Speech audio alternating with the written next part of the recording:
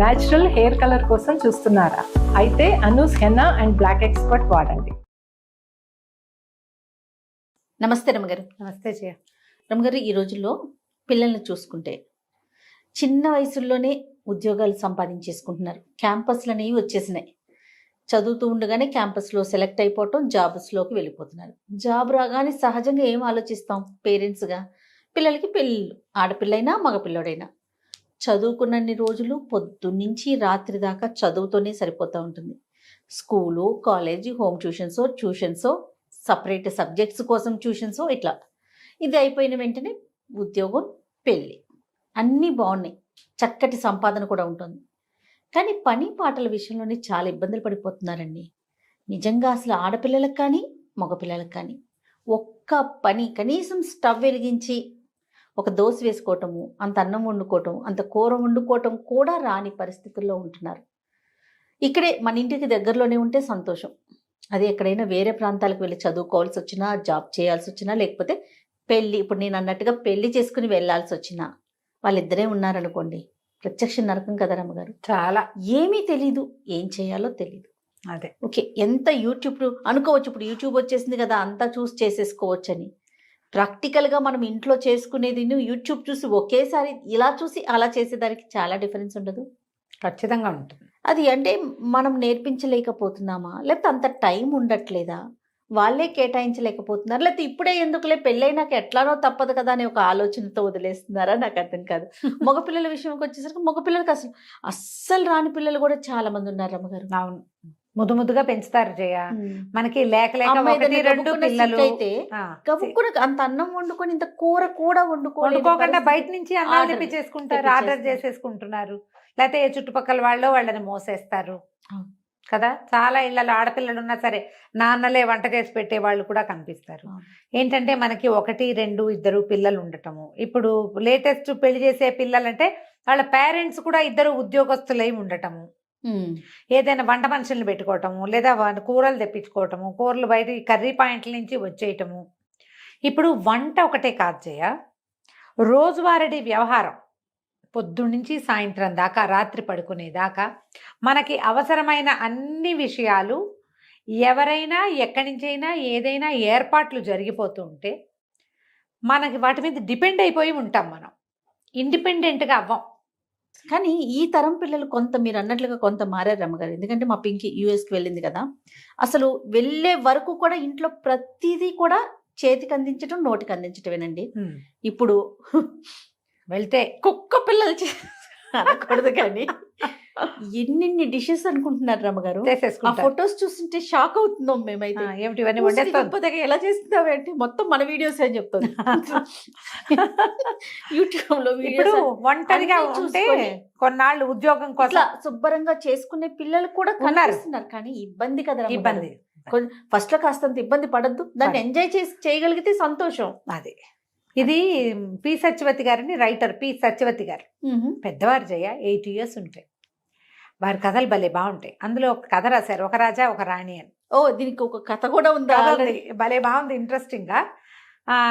అమ్మాయిని వాళ్ళ అమ్మ అది ఎప్పుడే ఇంజనీరింగ్ అయింది, కాలేజీలో అది ఆఫీస్లో చేరింది, క్యాంపస్ సెలెక్షన్ ఎంతో బాగుంది. అది ఫ్రెండ్స్తో మాట్లాడుకుంటుంటే పని పిల్ల వస్తుంది, జ్యూస్ ఇస్తుంది, జ్యూస్ తాగాక జ్యూస్ గ్లాస్ పట్టుకెళ్తుంది. వంటింట్లో వంట చేస్తుంది. పెళ్లి చూపులు అరేంజ్ చేసాం, నువ్వు రా, నీకు దీని దగ్గరికి, బీరువా దగ్గరికి ఏం బట్టలు వేసుకోవాలో చెప్తానంటుంది వాళ్ళమ్మ.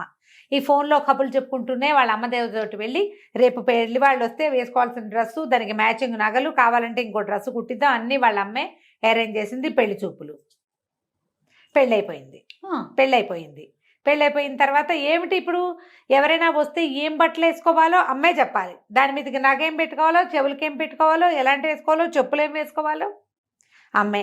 వంటింట్లో వంట మనిషి ఉంది, పిల్లకి చిన్నపిల్ల ఉంది, పై పనులకి అన్నీ అది అందిస్తుంది. ఇది బొమ్మలాగా తయారైతే చాలు, దాని ఇస్త్రీ బట్టలు రెడీగా ఉంటాయి, దాని ఫుడ్ ప్లేట్లో రెడీగా ఉంటుంది, లంచ్ బాక్స్ రెడీగా ఉంటుంది, వాటర్ బాటిల్ రెడీగా ఉంటుంది, హ్యాండ్ బ్యాగ్లో కూడా వాళ్ళ అమ్మ ఎప్పటికప్పుడు డబ్బులు ఉన్నాయా అని చెక్ చేసి డబ్బులు పెడుతుంది. పెళ్ళయింది.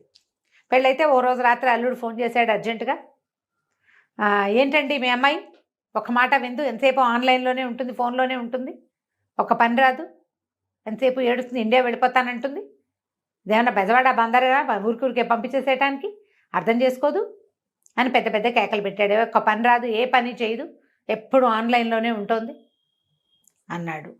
కూతురుకి ఇచ్చాడు. ఇప్పుడు కూతురు ఏమైనా చెప్తే అల్లుడు వింటే బాగోదు కదా. ఎక్కడికి బోళ్ళంత ఖర్చు పెట్టాం పెళ్ళికి, కట్నం వద్దని బాగానే బోళ్ళంత ఖర్చు పెట్టిచ్చారు.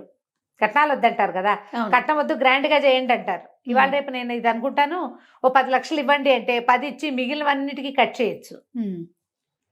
ఇప్పుడు ఈ కట్ చేయకపోతే 10 కాస్త 30 అవుతోంది. అంతేగా, 30 అవుతుంది. అన్ని గ్రాండ్గానే. కట్నం లేదుగా, కట్నం లేదుగా, కట్నం లేదు, ఇదే పాట. కట్నం లేదు, కట్నం లేదు. కట్నం ఇచ్చిన రోజునే హాయిగా ఉందనుకుంటారు కొంతమంది ఫ్రెండ్స్ ఉన్నారు ఈ మధ్య, పెళ్లిలే ఆడపిల్లలు పెళ్లిళ్ళు చేసిన వాళ్ళు. కట్నం ఇచ్చిన రోజునే హాయిగా ఉంది, మేము ఇంతే చేయగలమండి అని చెప్పేవాళ్ళం. ఇప్పుడు వెళ్ళలేవు ఖర్చులకి.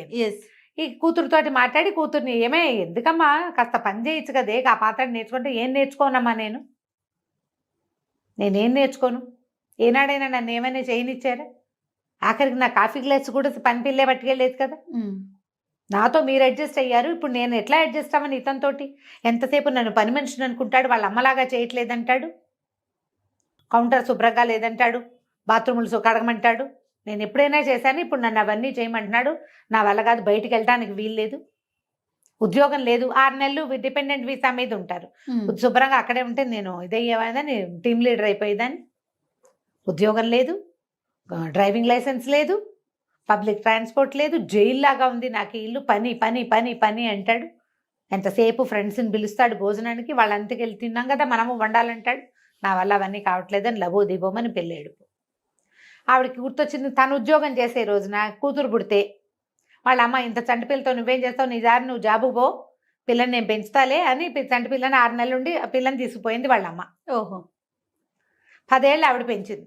తర్వాత 13 ఏళ్ళు ఈవిడ దగ్గర ఉంది. అమ్మకు ఫోన్ చేసి, నువ్వే చేసావు, దానికి ఒక్క పని రాదు అని పోటాడు. వాళ్ళమ్మని, అవునే నాకు ఉద్యోగం సద్యోగం లేదు, చదువుకోలేదు, నువ్వు చదువుకున్నావు, ఉద్యోగం చేస్తున్నావు, నిన్ను ఉద్యోగం చేసుకొని ఇవ్వాలని నీ వెసులుబాటు కోసం నీ పిల్లని నేను పెంచాను. 10 ఏళ్ళు చిన్నపిల్ల నా దగ్గర ఉన్నప్పుడు నీ దగ్గరకు వచ్చాక పెద్దదైంది, నువ్వు అలాగే మెయింటైన్ చేసావు. ఇంట్లో వంట మనిషి ఉంది, పై పనులకి పని పిల్ల ఉంది, కొన్ని మిగిలిన పై పనులన్నీ నువ్వు సర్దావు. పిల్లకి నచ్చ చెప్పుకోమంటే ఈవిడ పోయి వియ్యపురాలకి ఫోన్ చేసింది. వియ్యపురాలతో మాట్లాడితే, వియ్యపురాలు, ఏరా ఏమిట్రా, కాస్త ఆలోచించు, కొంచెం హెల్ప్ చేయండి. ఏం హెల్ప్ చేయాలమ్మా, ఇవన్నీ చేయలేకే కదా నేను పెళ్లి చేసుకుందంటాడు కొడుకు. అనేసరికల్, మరి పని చేయాలంటే నువ్వు చదువుకున్న పిల్లని ఎందుకు కావాలనుకున్నావురా అంటే, ఏమో నాకేం తెలుసు, అన్నీ మంచివి, కాలేజీ ఇంటర్మీడియట్ కాలేజీ మంచిది మీరే సెలెక్ట్ చేశారు, డిగ్రీ ఇంజనీరింగ్ కాలేజీ మంచిది, ఇదే మంచిది అన్నారు, 4 క్యాంపస్లు వస్తే ఇదే మంచిదని ఓ క్యాంపస్కి పంపారు, 6 డజన్ కాలేజీల్లో సీట్ వస్తే ఈ కాలేజీయే మంచిదన్నారు, ఈ సంబంధం మంచిదని నువ్వు చెప్పావు, నేను చేసుకున్నా అంతే. నాకు కావాల్సినవన్నీ మీరు అవన్నీ సరిగ్గా చేసినప్పుడు ఇది కూడా సరిగ్గా చేసి ఉండాలిగా మీరు అనేసాడు. ఈ పిల్ల ఏడ్చుకుంటూ వాళ్ళ ఫ్రెండ్కి ఎవరికో ఫోన్ చేసింది. నేనేం చేయను, నాకు అర్థం కావట్లేదు, ఇది ఒక జైల్లాగా ఉంది, ఎంతసేపు పని అంటాడు, హెల్ప్ చేయమంటే ఇవన్నీ చేయకుండా ఉండడానికే నేను పెళ్లి చేసుకున్నానని చెప్తున్నాడు, సిగ్గు లేకుండా.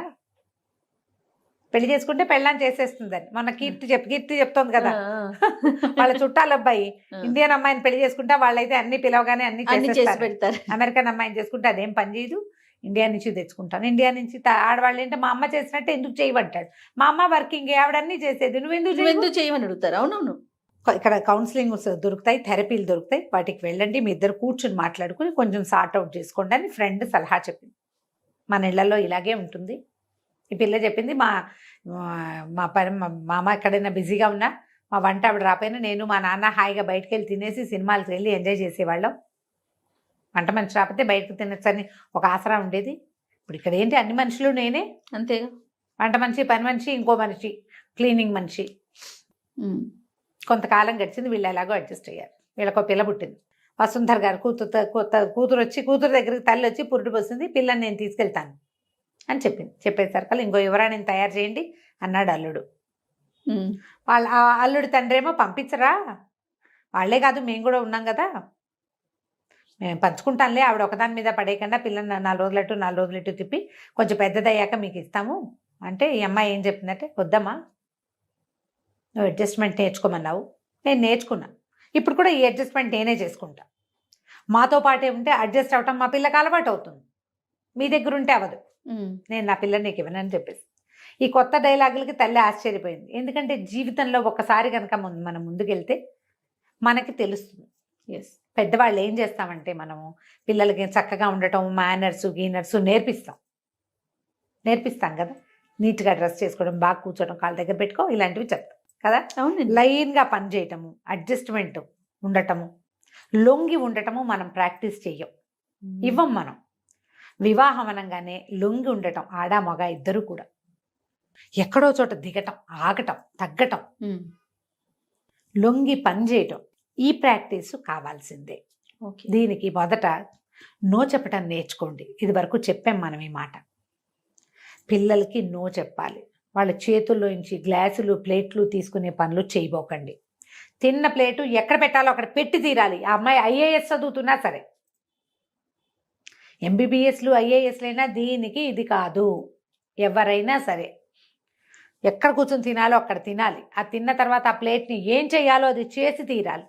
మీరు అలా చేస్తే కనుక మీ పిల్లలు చాలా హాయిగా ఉంటారు. సత్యవతి గారు ఆ కథ చదివాక నేను వారికి ఫోన్ చేసి మరీ ఈ కథ చెప్తానండి అని అడిగాను. చిన్న కథే, 4-5 పేజీలది. ఎంత 2 పెద్ద పెద్ద జీవితాల గాథలు అవి. అంతే కదా. ఎంతమంది ఇట్లా సఫర్ అవుతారో జయ. అవునండి. పెళ్ళాం వచ్చి మా అమ్మలాగా అన్నీ చూస్తుంది. ఎలా చూస్తుంది? నీతో పాటే ఎల్కేజీ నుంచి అన్ని పోటీ పరీక్షలు రాసిన పిల్ల మీ అమ్మ ఎలా అయిపోతుందో చెప్పు. ఎట్లా అయిపోతుంది? అన్ని పోటీ పరీక్షలు, అన్ని చోట్ల కాంపిటీషను, అన్ని ఉద్యోగాలకి వెంపర్లాట, ఇవన్నీ నీతో సమానంగా చేసిన పిల్ల మీ అమ్మలాగా ఇల్లు గడగటము, వాకిళ్ళు గడగటము, వాకిట్లో ముగ్గేయటము, పువ్వులు కట్టటము. పువ్వులు కట్టడం రాదు మా కోడలకని ఒక ఆవిడ వెటకారంగా చెప్పారు. అదో పెద్ద బ్రహ్మ విద్య. రాకపోతే పోనీ. వరకు నేర్చుకునేవాళ్ళం చిన్నప్పుడు. ఎండాకాలం పువ్వులు కట్టడం నేర్చుకోవటం, ముగ్గులు వేయటం నేర్చుకోవటం, మెహందీ పెట్టడం, అవన్నీ నేర్చుకునేవాళ్ళం. ఇప్పుడు అసలు ఏవి పిల్లలకి? వాళ్ళకి ఇంట్రెస్ట్ ఉంటే నేర్చుకుంటారు, లేకపోతే లేదు. అవి వాటికంటే చాలా అవసరం ఏంటంటే రోజువారీ ఇల్లు నడిపే చతురత కావాలి కదా.